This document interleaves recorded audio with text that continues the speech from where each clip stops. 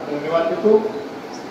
आज आपल्या समोर जी स्फूर्तिदायक जी प्रेरणा स्रोत आहेत आपले राजमाता जिजाऊ, माता रमाई, माता सावित्री, माता अहिल्या या सर्व स्फूर्ती स्थानांना मी अभिवादन करतो। आजच्या कार्यक्रमाचे प्रमुख अतिथी म्हणून उद्घाटक म्हणून जे राज्याचे मंत्री नामदार गणेश गोगावले साहेब यांनी आम्हाला जी वेळ दिलेली आहे त्या वेळेचं नियोजन करून आम्ही कार्यक्रम पुढे करतोय।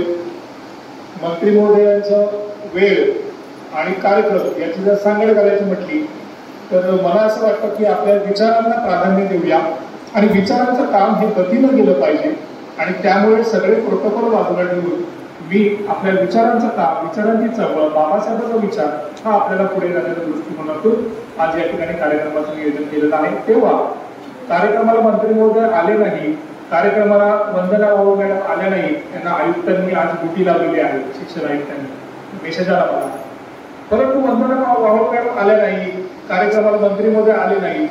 या चर्चेमध्ये आपण काय ही चर्चा न करता या अधिवेशनामध्ये आल्यानंतर आपण काय विचार घेऊन गेलो हे माझ्यासाठी खूप महत्वाचं आहे। आणि म्हणूनच मी आपल्याला सांगू इच्छितो, माझे सर्व संघटनेतील शिक्षक पदाधिकारी मित्रमंडळी, व्हेरी गुड, नाईस, मला यांच्यासाठी जरा टाळ्या वाजवा। यवतमाळ जिल्ह्यातून आलेले माझे सर्व शिक्षक पदाधिकारी अगदी वेळेत आले असं म्हणतो मी। आज खरोखरच मला एक गोष्ट तुम्हाला सांगायची वाटतं, भगिनींनो, माझे सर्व शिक्षक संघटनेचे पदाधिकारी जे आहेत ते सभागृहाच्या बाहेर असतील, त्यांनी या ठिकाणी बसून घ्यावं। शिक्षक संघटनेचे सर्व जिल्हाध्यक्ष, विभागीय अध्यक्ष आणि राज्याचे उपाध्यक्ष असतील, अतिरिक्त सरचिटणीस असतील, सर्वांनी सभागृहामध्ये बसून घ्यावे।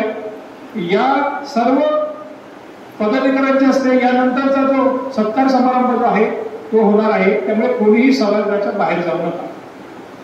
बंधूंनो, आपण नेहमी म्हणतोय की असं मी आता की एका यशस्वी पुरुषाच्या मागे एक स्त्री असते असं आपल्या डोक्यात जे भरवून दिलेलं आहे ना काय, आणि त्या गोष्टीतून आपण रमतो, काढून टाक डोक्यात। आता उलट करायचं आपल्याला, म्हणून मी सगळ्यांना मागे बसवलं, ही मानसिकता बदलायची आपल्याला, म्हणून सगळ्या स्त्रियांना पुढे घेतलंय आणि त्यांच्या मागे आपले सर्व पुरुष मंडळी बसलेली आहेत। त्यामुळे आज खऱ्या अर्थाने हा संदेश जाऊ दे की एक यशस्वी महिलांच्या पाठीमागे पुरुष मंडळी असते, हा संदेश आपल्याला काष्टाच्या राज्य अधिवेशनाच्या माध्यमातून द्यायचा आहे।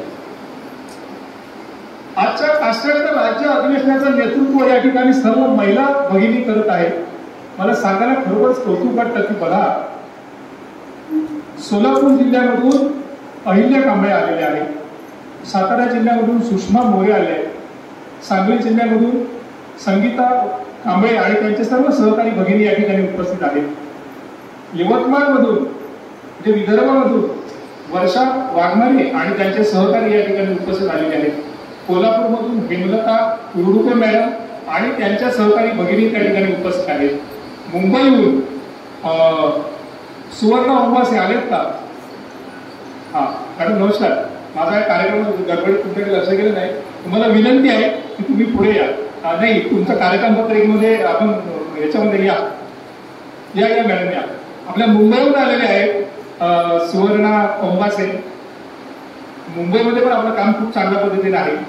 आणि महाडमधून या ठिकाणी बेबीताई जाधव आहेत, स्मिता तांबे मॅडम आहेत, भगिनी आहेत, यांचा मी खास करून सत्कार या ठिकाणी नंतर करणार आहे माझ्या भाषणानंतर। बंधूंनो,